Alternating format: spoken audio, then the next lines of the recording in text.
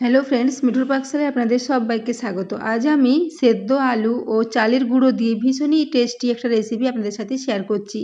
এই জন্য এখানে 5টা আলু নিয়েছি মিডিয়াম সাইজের। আলুগুলোকে সেদ্ধ করে নিয়েছি, তারপর আলুটা ঠান্ডা করে নিয়েছি। এরপরে ঠান্ডা আলুটার খোসা ছাড়িয়ে নিচ্ছি। এইভাবে আমি প্রতিটা আলুর খোসা ছাড়িয়ে আলুগুলোকে প্রথমে এইভাবে একটু পরিষ্কার করে নেব। তো বন্ধুরা, আজকে আমি একটা ভীষণই টেস্টি রেসিপি আপনাদের সাথে শেয়ার করেছি। রেসিপিটা যদি ভালো লেগে থাকে তাহলে অবশ্যই চ্যানেলটি সাবস্ক্রাইব করে পাশে থাকবেন এবং পাশে থাকা বেল আইকনটি অবশ্যই প্রেস করে রাখবেন, তাহলে আমি যে কোনো নোটিফিকেশান ছাড়ি না কেন তার সবার আগে আপনার কাছে পৌঁছে যাবে। তো দেখুন, এখানে একটা আলু ছাড়িয়ে নিয়েছি। এইভাবে আমি প্রত্যেকটা আলুরই খোসাটা ছাড়িয়ে নেব। তো আলুটা প্রথমে ঠান্ডা করে নিতে হবে, তাহলে খোসাটা ছাড়াতে সুবিধে হবে এবং খুব চটজলদি এটা ছাড়ানো যাবে। তো দেখুন, এই জন্য আমি প্রথমে এই আলুটা ঠান্ডা করে নিয়েছি, তারপর আলুর খোসাটাকে এভাবে ছাড়িয়ে পরিষ্কার করে নিচ্ছি। তো দেখুন, এখানে প্রত্যেকটা আলুই খোসা ছাড়িয়ে খুব ভালো করে পরিষ্কার করে নিয়েছি। তারপরে এরকম ছোট ছিদ্রযুক্ত একটা গ্রেটার নিয়ে নিয়েছি। এরপরে গ্রেটারে করে আলুগুলোকে একটু গ্রেট করে নেব। তো আলুটা খুব ভালো মতো গ্রেট করে নিতে হবে, কারণ আলুর মধ্যে যদি কোনো মোটা অংশ থেকে যায় তাহলে রেসিপিটা তৈরি করতে অসুবিধা হবে। সেজন্য আলুটাকে এইভাবে একটু গ্রেট করে নেওয়া প্রয়োজন। এভাবে যদি গ্রেট করে নেওয়া হয় তাহলে আলুটার মধ্যে আর কোনো মোটা দানা থাকবে না, সব কিছু আলু খুব ভালো মতো ঝিরিঝিরি করে এটাকে গ্রেট করা হয়ে যাবে। তো দেখুন, আলুটাকে এইভাবে আমি পুরো গ্রেট করে নেব প্রত্যেকটা আলুকেই। তো বন্ধুরা, এই রেসিপিটা আপনারা বাচ্চাদের স্কুলের টিফিনের জন্য বা বিকেলের দিকে হালকা স্ন্যাক্স হিসেবে বানিয়ে নিতে পারেন। ভীষণই টেস্টি, ভীষণই খাস্তা ও মুচমুচে একটা রেসিপি। তো দেখুন, আলুগুলোকে সব আমি এখানে গ্রেট করে নিয়েছি। তো এইভাবে একটু গ্রেটারটাকে পরিষ্কার করে নেব। গ্রেটারটা পরিষ্কার করে নেওয়া হয়ে গেছে। এরপর এখানে আমি একটা মিডিয়াম সাইজের গাজরের অর্ধেকটা পরিমাণে গাজর নিয়েছিলাম, সেটাকে ধুয়ে পরিষ্কার করে একটু গ্রেট করে রেখেছিলাম। ওই সাথে 1 মুঠো পরিমাণে কুচনো ধনেপাতা দিয়ে দিলাম। কুচনো ধনেপাতাটা দেওয়ার পর এখানে কিছু মশলা দিয়ে দেবো। যেমন এখানে দিয়ে দিচ্ছি 1 চা চামচ পরিমাণে গোটা জিরে। গোটা জিরে দিলে এর টেস্টটা খুবই ভালো হবে। এই সাথেই দিয়ে দিচ্ছি 1/2 চা চামচ পরিমাণে একটু গোলমরিচের গুঁড়ো।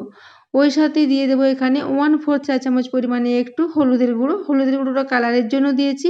এই সাথে স্বাদ মতো লবণ দিয়ে দিলাম। এরপর এখানে ঝাল লঙ্কার গুঁড়ো দিয়ে দেবো 1/2 চা চামচ পরিমাণে। এখানে লঙ্কা গুঁড়োর পরিবর্তে আপনারা কাঁচা লঙ্কা বা চিলি ফ্লেক্সের ব্যবহারও করতে পারেন। এরপর এখানে আর কোনো মশলার ব্যবহার করব না। সবশেষে এখানে দিয়ে দিচ্ছি 1/2 কাপ পরিমাণে চালের গুঁড়ো। এখানে আমি 1/2 কাপের একটু কম পরিমাণে চালের গুঁড়ো নিয়েছি। পরে যদি প্রয়োজন হয় সেক্ষেত্রে আবারও একটু চালের গুঁড়ো মিশিয়ে নেব। তো চালের গুঁড়োটা এখানে দিয়ে দেওয়ার পর খুব ভালো করে এটাকে এভাবে মেখে নেব। তো এটাকে একটা খুব নরম টাইপের ডো মতো তৈরি করতে হবে। তো দেখুন, আলুর সাথে চালের গুঁড়ো এবং সবজি ও মশলা দিয়ে এইভাবে এটাকে খুব ভালো করে মিশিয়ে নেব। তো বন্ধুরা, আজকের এই রেসিপিটা যদি ভালো লেগে থাকে তাহলে অবশ্যই বন্ধুদের সাথে একটু শেয়ারও করে দেবেন এবং রেসিপি ভালো লাগলে একটা লাইক করতে ভুলবেন না। তো দেখুন, এরপর আমি হাতে করে খুব ভালো করে একটু ঠেসে ঠেসে মেখে নিয়েছি, যাতে সবজি এবং মশলা আলুর মধ্যে খুব ভালো মতো মিশে যায়। তো এইভাবে এটাকে ক্রমাগত নাড়াচাড়া করতে করতে একটা ডো মতো তৈরি করে নেব। তো বন্ধুরা, আজকের এই রেসিপিটা আপনারা বাড়িতে অবশ্যই ট্রাই করবেন এবং কমেন্ট করে জানাতে ভুলবেন না যে আপনাদের কেমন লেগেছে। তো দেখুন, এইভাবে এটাকে ক্রমাগত নাড়াচাড়া করতে করতে মেখে নিচ্ছি। তো এই সময় আমার ডোটা খুবই নরম মনে হচ্ছিল, সেই জন্য এখানে আবারও 2 চা চামচ পরিমাণে আমি চালের গুঁড়ো দিয়ে দিলাম। তো আপনারাও এইভাবেই প্রথমে কিছুটা চালের গুঁড়ো দেওয়ার পর যদি মনে হয় এটা খুব নরম হচ্ছে সেক্ষেত্রে একটু চালের গুঁড়ো মিশিয়ে নেবেন। তো দেখুন, এরপর আমি এটাকে দিয়ে খুব ভালো করে মিশিয়ে নিচ্ছি। তবে চালের গুঁড়ো যদি বাড়িতে না থাকে সেক্ষেত্রে আপনারা এখানে সুজি দিয়েও রেসিপিটা করতে পারেন। খুবই চটজলদি তৈরি হয়ে যায়। সকালবেলায় হাতে সময় কম থাকলে বাচ্চাদের জন্য স্কুলের টিফিন তৈরি করতে হলে খুব অল্প সময়ে এগুলো রেডি হয়ে যায়। তো দেখুন, এটাকে এখন একটা ডো মতো রেডি করে নিয়েছি। এরপর আমি হাতটাকে একটু পরিষ্কার করে ধুয়ে নেব। তারপর হাতে একটু তেল মাখিয়ে নিলাম। তো হাতটা ভালো করে ধুয়ে তেল মাখিয়ে নিয়েছি। এরপর এখান থেকে আমি কিছুটা পরিমাণে লেচি কেটে নেব। তারপর হাতের সাহায্যে প্রথমে একটু গোল গোল করে নেব। গোল গোল করার পর এগুলোকে একটু লম্বা লম্বা করে নেব। সাধারণত আমরা যেভাবে ল্যাংচা মিষ্টি তৈরি করি সেরকম ধরনের একটু লম্বা লম্বা করে এগুলোকে তৈরি করে নিচ্ছি। আপনারা এগুলোকে যে কোনো শেপে তৈরি করে নিতে পারেন, আপনাদের যেরকম পছন্দ। তো আমি এইভাবে একটু লম্বা লম্বা শেপে তৈরি করে নিচ্ছি, তাহলে এটা কম তেলে ভাজতে সুবিধা হবে। তো দেখুন, এরপর আমি প্রথমে একটা তৈরি করে নিচ্ছি, আবারও একটা আপনাদের দেখিয়ে দিচ্ছি। তো এইভাবে একটু হাতে করে অংশ নিয়ে প্রথমে গোল গোল করে নিতে হবে, তারপর একটু লম্বা লম্বা করে দিলে খুব সহজেই এগুলো তৈরি হয়ে যায়। হাতে সময় কম থাকলে বন্ধুরা এই রেসিপিটা আপনারা সকালের দিকেই বানিয়ে নিতে পারেন। ভীষণই টেস্টি একটা রেসিপি। তো দেখুন, এরপর আমি এগুলোকে দুটো বানিয়ে নিয়েছি। এভাবে হাতের মধ্যে নিয়ে এইভাবে একটু লম্বা লম্বা করে দিলে এগুলো খুব সহজেই রেডি হয়ে যাবে। তো দেখুন এখানে আমার 3টে মতো রেডি হয়ে গেছে, বাকি সব একসাথে আমি আগে রেডি করে নেব। তো দেখুন এখানে আমি সবগুলো রেডি করে নিয়েছি। তো দেখুন প্রত্যেকটা একই সাইজের করে তৈরি করেছি। এদিকে আমি গ্যাসে ফ্রাই প্যানে এখানে প্রায় 1/2 কাপ পরিমাণে সাদা তেল একটু গরম হওয়ার জন্য রেখে দিয়েছিলাম। তেলটা এখন খুব ভালো মতো গরম হয়ে গেছে। এরপর এখানে একটা করে এই পকোড়াগুলো দিয়ে দিচ্ছি। এগুলোকে আপনারা আলু বা চালের গুঁড়োর পকোড়াই বলতে পারেন। পকোড়ার মতোই খানিকটা টেস্ট হয়েছিল। ভীষণই খাস্তা এবং ভীষণই মুচমুচে মতো তৈরি হয়েছিল। তো বন্ধুরা দেখুন এখানে সবগুলো একসাথে দেওয়া যাবে না, যতগুলো দেওয়া যাবে ততগুলো দিয়ে দিয়েছি, বাকিগুলো আমি পরের ব্যাচে ভেজে নেব। তো দেখুন এই সময় আমি গ্যাসের ফ্লেমটা আমি মিডিয়ামে রেখেছি। মিডিয়াম ফ্লেমে এগুলোকে এভাবে একটু উল্টে পাল্টে লাল লাল করে ভেজে নেব। তো নিচের দিকটা এখন 1-1.5 মিনিট মতো ভাজা হয়ে গেছে। এরপর এগুলোকে অপর দিকটা উল্টে দিচ্ছি। তো এগুলো ভাজতে খুব বেশি সময় লাগবে না।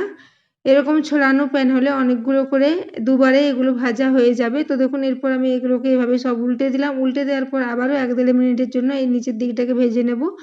তারপর এগুলোকে তুলে নেব। তো দেখুন এরপর এগুলোকে এভাবে উল্টে পাল্টে একটু লাল লাল করে ভেজে নিচ্ছি।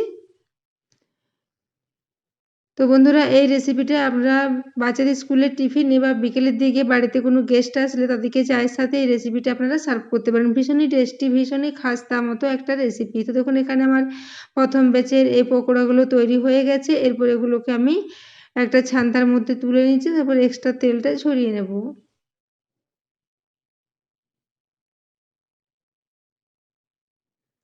তো দেখুন এইভাবে আমি এগুলোকে তুলে নিয়েছি, তারপর এক্সট্রা তেলটাকে ঝরিয়ে একটা প্লেটের মধ্যে নিয়ে নিচ্ছি। তো এর শব্দটা শুনে আপনারা বুঝতে পারবেন এগুলো কতটা খাস্তা মতো রেডি হয়েছে। তো দেখুন প্রথম ব্যাচের গুলো এখানে হয়ে গেছে, দ্বিতীয় ব্যাচে যে কয়টা রয়েছে সেগুলোকে এখানে দিয়ে দিচ্ছি। তো দেখতে পাচ্ছেন তেলটা কিন্তু খুব বেশি এটা টানে না, খুব কম তেলের মধ্যে এটা ভাজা হয়ে যায়। তো ডোটাকে একটু নরম নরম করেই তৈরি করতে হবে, খুব বেশি শক্ত করলে এগুলো শক্ত হয়ে যেতে পারে, সেজন্য একটু ডোটা নরম করেই তৈরি করতে হবে। তো দেখুন এইভাবে আমি এগুলোকে উল্টে পাল্টে লাল লাল করে ভেজে নিয়েছি। তৃতীয় ব্যাচের পকোড়াগুলো আমার রেডি হয়ে গেছে। এরপর এগুলোকে তুলে নিচ্ছি, তারপর একই সাথে এগুলোকে নিয়ে সার্ভ করে দিচ্ছি। তো দেখেই বুঝতে পারছেন বন্ধুরা এগুলো কতটা খাস্তা মতো রেডি হয়েছে, দেখতেও সুন্দর হয়েছিল এবং খেতে তো দুর্দান্ত হয়েছিল। তো দেখুন এরপরে শব্দটা আপনাদের দেখিয়ে দিচ্ছি, এগুলো এতটাই খাস্তা ও মুচমুচে হয়েছিল বন্ধুরা, যে কেউ এগুলো ভীষণই পছন্দ করবে। তো আজকের এই রেসিপিটা বাড়িতে অবশ্যই ট্রাই করবেন এবং কমেন্ট করে জানাতে ভুলবেন না যে আপনাদের কেমন লেগেছে। তো দেখুন একটা আমি এখানে আপনাদের ভেঙে দেখিয়ে দিলাম। তো বন্ধুরা আজকের এই রেসিপিটা আপনারা চায়ের সাথে কিংবা যে কোনো চাটনির সাথে সার্ভ করতে পারেন, খেতে দুর্দান্ত লাগে। তো এতক্ষণ পর্যন্ত আজকের এই রেসিপিটি দেখার জন্য আপনাদের অশেষ ধন্যবাদ। আবারও চলে আসবো নিত্য নতুন ভিডিও নিয়ে। ততক্ষণের জন্য সবাই সুস্থ থাকবেন, ভালো থাকবেন।